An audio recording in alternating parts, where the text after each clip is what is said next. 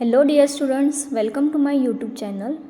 In this 50 days GPAT lecture series में आज हम देखने वाले हैं फार्माकोलॉजी के कुछ important topics.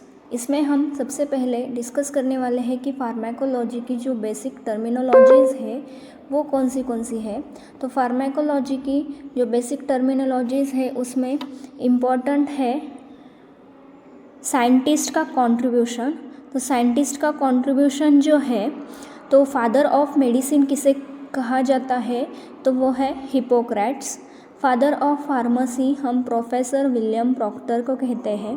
Father of pharmacy India के जो है वो है प्रोफेसर महादेव लाल श्रॉफ।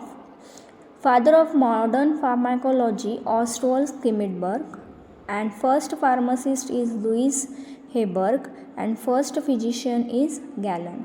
तो इस पर भी क्वेश्चन माइट भी पूछा जा सकता है कि फर्स्ट फार्मासिस्ट कौन है और who is the father of pharmacy और who is the father of modern pharmacology. तो ये बातें आपको पता होनी चाहिए कि कौन फार्माकोलॉजी के फादर है। ओके उसके बाद definition of pharmacology. Most of the time student get confuse in definition of pharmacology. Pharmacology definition is very simple because pharmacon means drug and logy means study. So it is a study of drug. This is simple mechanism you have to keep in mind regarding pharmacology. After that the term comes pharmacokinetic, pharmacodynamics. Okay, so pharmacodynamics कैसे याद रखना है हमें? D for drugs. तो पहले word कौन सा लेंगे हम? What the drug does to the body. D से ड्रग आता है इसलिए पहला आएगा drug, means what drug does to the body. And pharmacokinetic क्या है? What the body does to the drug. तो डायनेमिक्स मतलब पावर एंड काइनेटिक्स मतलब मूवमेंट। तो इससे हम याद रखेंगे डायनेमिक ड्रग फर्स्ट आता है, डी फॉर ड्रग। तो what drug does to the body is a dynamics and what body does to the drug is a pharmacokinetics. Okay, अभी सवाल ये आता है कि ड्रग क्या है। तो ड्रग ए क्या है? एक सिंगल एक्टिव केमिकल एंटिटी है जो कि मेडिसिन में प्रेजेंट होता है and it is use for diagnosis, prevention and treatment of disease. अब इसमें नेक्स्ट इम्पॉर्टेंट पॉइंट है ये है कीमोथेरेपी। अब कीमोथेरेपी क्या होता है? तो chemotherapy is treatment of systemic infection oblique malignancy with specific drugs that have selective toxicity for the infecting organism or malignant cell. Means chemotherapy क्या है? हम सिस्टेमिक इन्फेक्शन और मैलिग्नेंसी मतलब कैंसर ट्रीट करने के लिए कीमोथेरेपी का यूज़ करते हैं। और chemotherapy having a selective toxicity for particular organism और ओनली मैलिग्नेंट सेल, मतलब जो कैंसरस सेल होते हैं उसको किल करने के लिए हम कीमोथेरेपी यूज़ करते हैं। Okay, after that here next important term is toxicology. Toxicology क्या है? It is a study of poisonous effect of drug. Orphan drug किसे कहा जाता है? जो ड्रग रेयर डिसीज़ को ट्रीट करते हैं उसे हम ऑर्फन ड्रग कहते हैं। अब इधर लिस्ट ऑफ ऑर्फन ड्रग्स दिए हैं, आपको एग्जाम में पूछे जा सकते हैं कि एग्जांपल ऑफ ऑर्फन ड्रग्स। तो सैड सो फार ये निमोनिक से हमें याद रखना है कि ऑर्फन ड्रग्स कौन से हैं। Next and important that is pharmacokinetic. अब हमें देखा है ऑलरेडी कि फार्माकोकाइनेटिक क्या है? What body does to the drug is a pharmacokinetics. तो pharmacokinetics is the quantitative study of drug movement in, through and out of the body। मतलब drug की जो मूवमेंट हो रही है बॉडी के अंदर और थ्रू आउट द बॉडी उसे हम क्या कहेंगे? फार्माकोकाइनेटिक्स। अब ड्रग मूवमेंट होगा तो वो डिफरेंट बायोलॉजिकल मेम्ब्रेन्स को क्रॉस करके ही हमारे सिस्टमिक सर्कुलेशन तक पहुंच सकता है। तो वो मेम्ब्रेन्स कौन से हैं? तो बायोलॉजिकल मेम्ब्रेन्स क्या होगी? ये एक फॉस्फोलिपिड से बनी होगी और ये क्या है? पोलर मॉलिक्यूल और नॉन पोलर मॉलिक्यूल इससे ट्रांसफ़र हो गए। ओके, तो ये कौन से मैकेनिज्म से ट्रांसफ़र होने वाले हैं? वो है active diffusion and second is a passive diffusion. Passive diffusion हम किसे कहते हैं, जहाँ more lipid soluble drugs attains higher concentration in the membrane and diffuse quickly. मतलब ये जो बायोलॉजिकल मेम्ब्रेन होती है ये लिपिड से बनी होती है, इसीलिए जो हाईली लिपिड सोल्यूबल ड्रग होते हैं वो इजीली क्रॉस होते हैं। ओके, अब इसमें पीएच का क्या रोल यहाँ होगा, तो most of the drugs having acidic pH, most of the drug having basic pH. तो pH pKa plus log ionized drug divided by unionized drug, and for weakly basic drug pH is equals to pKa plus log unionized drug upon ionized drug। ये formula पूछा जा सकता है, सो ये note करके रखिए। अब जो वीकली एसिडिक ड्रग होगी वो क्या करेंगे, कटाइंस के साथ सॉल्ट फॉर्म करेंगे और अल्कलाइन पीएच में ये मोर आयोनाइज हो गए। फॉर एग्जांपल है सोडियम फिनोबार्बिटोन, सोडियम सल्फाडाइजिन। मतलब जो एसिडिक ड्रग है वो क्या होंगे, आयोनाइज कहाँ पे होंगे, अल्कलाइन पीएच पे, और जो वीकली बेसिक ड्रग है वो आयोनाइज कहाँ होंगे, एसिडिक पर। मतलब कॉन्ट्रावर्स है ये, तो मतलब ड्रग को अगर आयोनाइज होना है, और ये बात ध्यान में रखनी है हमें कि बायोलॉजिकल मेम्ब्रेन क्रॉस करने के लिए उसे क्या होना चाहिए, आयोनाइज फॉर्म में होना चाहिए। अनआयोनाइज ड्रग हम मेम्ब्रेन क्रॉस नहीं कर सकता, उसके लिए हमें कैरियर मॉलिक्यूल की ज़रूरत पड़ती है। ओके, सो ड्रग को पहले आयोनाइज फॉर्म में कन्वर्ट होना पड़ेगा। अब एसिडिक ड्रग कहाँ आयोनाइज फॉर्म में कन्वर्ट होंगे, अल्कलाइन पीएच में। ओके, नेक्स्ट पॉइंट यहाँ है एडी फार्माकोकाइनेटिक्स में कौन से पैरामीटर्स आते हैं, absorption, distribution, metabolism and elimination. अब यहाँ पे एब्जॉर्प्शन क्या है, absorption is the movement of drug from its site of administration into the systemic circulation, इसे हम क्या कहेंगे, एब्जॉर्प्शन। अब ये एब्जॉर्प्शन पे फैक्टर्स कौन से अफेक्ट करेंगे, aqueous solubility, concentration, area of absorbing surface, vascularity of the absorbing surface. मतलब poorly water soluble drugs, rate of dissolution governs rate of absorption. Means जो ड्रग डिज़ोल्व हो गए वो ड्रग इजीली एब्जॉर्ब भी हो गए। Okay, after that larger the area for absorption faster the absorption. Exam में ये भी पूछा जाता है, हमें घुमा फिरा के क्वेश्चन दिए होते हैं कि if there is a greater surface area then absorption is greater और स्मॉलर, और एब्जॉर्प्शन इज इंक्रीज और decrease. So larger surface area absorption get increase, right answer is absorption get increase. Okay, if there is a more blood flow it also increase the absorption. So ये बातें बहुत मतलब simple है, but आपको याद रखनी है कि अगर सरफेस एरिया ग्रेटर होगा तो एब्जॉर्प्शन भी इंक्रीज होगा, अगर ब्लड फ्लो हाई है तो उधर भी एब्जॉर्प्शन हाई होगा। अब यहाँ नेक्स्ट इम्पॉर्टेंट पॉइंट आता है वो है रूट ऑफ एडमिनिस्ट्रेशन। इसमें रूट ऑफ एडमिनिस्ट्रेशन में हमें वेरियस रूट ऑफ एडमिनिस्ट्रेशन दिए होते हैं, पर इस पर हाइयर बायो अवेलेबिलिटी किस रूट्स की है, तो वो है पैरेंट्रल रूट की। और पैरेंट्रल रूट भी डिवाइड होते हैं इंट्रामस्कुलर, इंट्रावेनस, सबक्यूटेनियस, इस टाइप में। तो ओरल रूट जो है उसकी बायो अवेलेबिलिटी क्या है, कम है, और non ionize lipid soluble drugs are readily absorb from the stomach as well as intestine.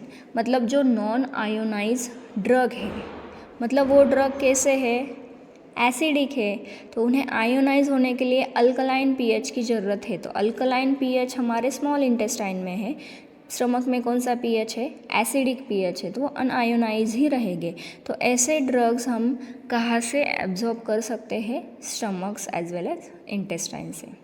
Acidic drug example salicylate, barbiturates etcetera are unionise in the gastric juice and are absorbed from stomach, while basic drugs example morphine, quinine etc are largely ionized and are absorbed only on reaching the duodenum.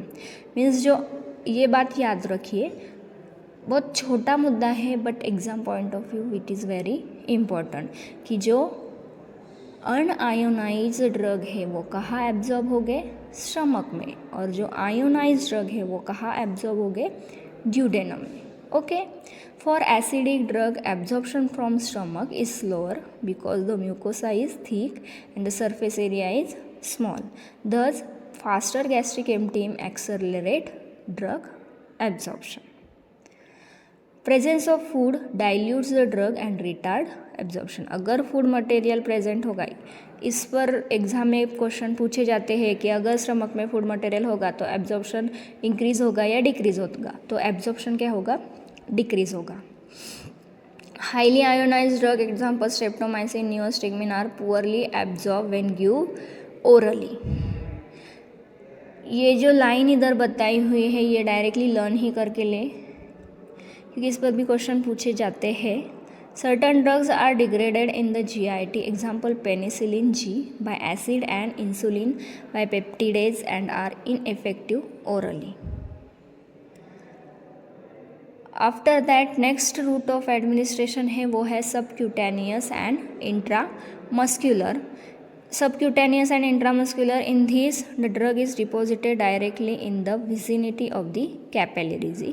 Very large soluble drugs are absorbed through lymphatics. Thus many drugs are not absorbed orally, are absorbed parenterally. मतलब जो drug orally हम absorb नहीं कर सकते वो drug हम किस root से देते हैं, पैरेंट्रल रूट से. After that next route of administration है वो है topical. Systemic absorption after topical application depends primarily on lipid solubility of drug. Topically drug तभी एब्जॉर्ब होगा जब वो लिपिड सोल्यूबल होगा, मतलब highly lipid soluble drug get highly absorb through topical route and low lipid soluble drug get slowly absorb through topical route, because हमारी skin surface area क्या है, वो लिपिड बाइलेयर से बनी हुई है. अब ऐसे भी ड्रग है जो कि बायोलॉजिकल मेम्ब्रेन ट्रांसफ़र नहीं कर सकते, इसलिए हम उसे कैरियर की यूज़ करते हैं. तो ऐसे कौन से ड्रग है जो कि प्लाज्मा प्रोटीन को बाइंड होते हैं फॉर डिस्ट्रीब्यूशन के लिए. ओके, मतलब वो सिस्टेमिक सर्कुलेशन में तो गए पर डिस्ट्रीब्यूशन हम उससे कैरियर मॉलिक्यूल से करते हैं. तो कैरियर मॉलिक्यूल कौन सा है, प्लाज्मा प्रोटीन. दो टाइप के हैं, albumin and alpha one acid glycoprotein.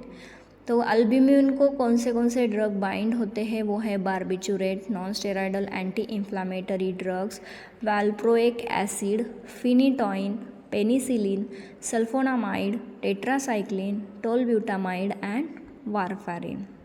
And alpha one acid glycoprotein को बाइंड करने वाले ड्रग है alpha blocker, bupivacaine, lignocaine, disopyramide, imipramine, methadone, prazosin, quinidine and वेरापामिन.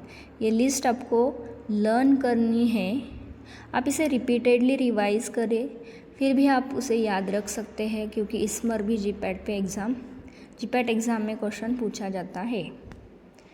After that bio transformation, उसे हम मेटाबॉलिज्म बोलते हैं.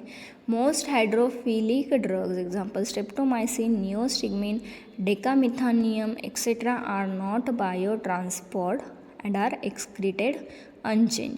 मतलब जो हाइड्रोफिलिक ड्रग होते हैं वो most of the time metabolise नहीं होते, वो डायरेक्टली एक्सक्रीट आउट होते हैं. मेटाबॉलिज्म कहाँ पे होता है, liver. And some drugs are in kidney, intestine, lungs and plasma. Metabolism का काम क्या होता है, जो लिपिड सोल्यूबल ड्रग्स होते हैं उसे नॉन लिपिड सोल्यूबल मेटाबोलाइट्स में कन्वर्ट करना, ताकि वो urine through easily excrete out हो सके. अब बायो ट्रांसफॉर्मेशन की वेरियस स्टेप्स है, वो है inactivation of active drug, active metabolites from an active drug and activation of inactive drug. अब ऐसे कौन से एक्टिव ड्रग है जिसका हम एक्टिव मेटाबोलाइट्स में कन्वर्जन करते हैं, तो ये लिस्ट भी आप याद रखो, क्योंकि इस पर भी क्वेश्चन पूछे जाते हैं. क्लोरल हाइड्रेट्स का एक्टिव मेटाबोलाइट्स में कन्वर्जन इसलिए करते हैं कि वो urine through easily excrete out हो सके. Diazepam, desmethyl diazepam, digitoxin, digoxin, losartan, E3174. Okay, after that type of bio transformation reaction है, कौन से रिएक्शन होते हैं, non synthetic, that is phase 1 and phase 2. Phase 1 में क्या होता है, मेटाबोलाइट में भी एक्टिव और इनएक्टिव. फेज़ 2 में होता है मेटाबोलाइट इज़ मोस्टली इनएक्टिव. मतलब फेज़ 1 में हम एक्टिव मेटाबोलाइट्स का कन्वर्जन इनएक्टिव में करते हैं, अगर वो इनएक्टिव होगा तो उसका कन्वर्जन एक्टिव में करते हैं. ओके, अब ऐसे कौन से ड्रग्स है, प्रोड्रग्स, उसे हम उसका कन्वर्जन हमें एक्टिव में करना पड़ता है, वो है लियोडोपा.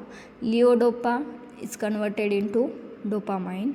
इनालैप्रिल इज़ कन्वर्टेड इनटू इनालैप्रिलेट. अब ये जो इनालैप्रिन है ये डायरेक्टली एक्शन शो नहीं कर सकता, इसलिए हम with the help of metabolism इसे कन्वर्ट करते हैं इनालैप्रिलेट में, फिर ये एक्टिव फॉर्म में आता है और उसका इफेक्ट शो करता है. Same like that prednisolone. Prednisolone is also convert into पेड्रिसोलोन.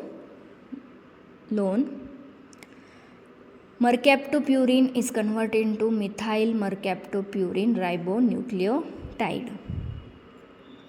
अब नॉन सिंथेटिक मतलब फेज़ 1 की रिएक्शन कौन सी है, फेज़ 1 में होते हैं oxidation, reduction, hydrolysis, cyclization, decyclization, glutathione and conjugation. Synthetic में आते हैं glucuronide conjugation, acetylation, methylation, sulphate conjugation and glycerine conjugation. अब एंजाइम कौन से हैं जो कि मेटाबॉलिज्म प्रोसेस को इंड्यूस करते हैं और इनहिबिट करते हैं. So enzyme that induce the metabolism process is phenytoin, phenobarbitone, phenylbutazone and carbamazepine. After that ऐसे ड्रग है जो कि एंजाइम को सप्रेस करते हैं, वो है hydrocortisone, erythromycin, ketoconazole and aspirin, as well as chloral hydrate, griseofulvin, alcohol, rifampicin, cigarette smoke. मतलब ये जो ड्रग है अगर हमने एडमिनिस्टर किए तो ये क्या करेंगे, मेटाबॉलिज्म प्रोसेस इंड्यूस कर सकते हैं. और सप्रेस क्या, MAO inhibitor, testosterone, corticosteroid, grapefruit juice, ये जो है अगर हमने एडमिनिस्टर किए किसी अनदर ड्रग के साथ तो ये मेटाबॉलिज्म प्रोसेस को सप्रेस करते हैं. अब फार्माकोकाइनेटिक का लास्ट जो पॉइंट है वो है एक्सक्रीशन. अब एक्सक्रीशन क्या है, excretion is the passage of drug through out of the body or systemically absorbed drug and their metabolites are excreted in. अब जो ड्रग एब्जॉर्ब हो चुके हैं वो urine through, faeces through, exhale, air, saliva, sweat, milk, इसके through excrete out हो जाते हैं. आफ्टर दैट नेक्स्ट पॉइंट है रेनल एक्सक्रीशन. रेनल एक्सक्रीशन में इम्पॉर्टेंट है glomerular filtration of drug, depends on plasma protein binding and renal blood flow. GFR glomerular filtration rate किस substance से हम मेजर कर सकते हैं, वो है insulin and creatine EDTA. After that next point है रेनल एक्सक्रीशन में, वो है ट्यूबुलर रीएब्जॉर्प्शन. अब इसमें बहुत बड़ी बातें हैं जो हमें याद रखनी है, वो है weak bases ionize more and are less reabsorb in acidic urine. Weak basic drug जो होते हैं वो आयोनाइज हो गए और less reabsorb in acidic urine. After that, weak acid ionize more and are less reabsorbed in alkaline urine. Urine is alkalinized in barbiturate and salicylate poisoning, while it is acidified in morphine and amphetamine poisoning. Means urine का nature barbiturate and salicylate poisoning में alkaline हो जाता है and morphine and amphetamine poisoning में acidic होता है. Okay, next point है tubular secretion. If renal clearance of drug is greater than 120 ml per minute, additional tubular secretion can be assumed. After that next point है हमें याद रखना है, वो है reserpine action, loading dose and maintenance dose. This is all about pharmacokinetic. अब pharmacokinetic में हमने कौन से पॉइंट्स डिस्कस किए, तो वो है absorption, distribution, metabolism and excretion. Okay, absorption में हमें कौन सी बातें याद रखनी है? Factors affecting absorption. Factors affecting में क्या है? एक्वियस सोल्युबिलिटी, मोर पुअरली वाटर सोल्यूबल ड्रग्स, उसका rate of dissolution governs rate of absorption. After that area of absorbing surface, larger the surface area, greater is the absorption. After that increase blood flow hastens drug absorption. इस blood flow भी ज़्यादा होगा तो drug का blood absorption क्या होगा? कम होगा. अगर कैपिलरीज वहाँ ज़्यादा है तो एब्जॉर्प्शन इंक्रीज हो सकता है. Okay, after that route of administration is also important for administration of absorption of drug. And plasma protein binding, this is also a important point. After that ये भी पूछा जाता है कि एक्टिव ड्रग कौन सा है, एक्टिव मेटाबोलाइट्स कौन सा है. या तो ये चार्ट भी बहुत, ये टेबल जो है वो बहुत इम्पोर्टेंट है. Pro drugs and active form पे भी क्वेश्चन पूछा जाता है, तो ये चार्ट भी बहुत इम्पोर्टेंट है. उसके बाद आपको ऐसे ड्रग पूछे जाते हैं जो कि मेटाबॉलिज्म प्रोसेस के एंजाइम को इंड्यूस करते हैं और सप्रेस करते हैं, तो आपको ये ड्रग के नाम भी पता होने चाहिए. Okay, this is all about pharmacokinetic. तो नेक्स्ट लेक्चर में हम देखने वाले हैं फार्माकोडायनेमिक. तब तक stay connected, stay focused, and let's crack GPAT together. Thank you and have a nice day. All the best for your GPAT 2026 exam. Do like, share and subscribe my YouTube channel for daily updates.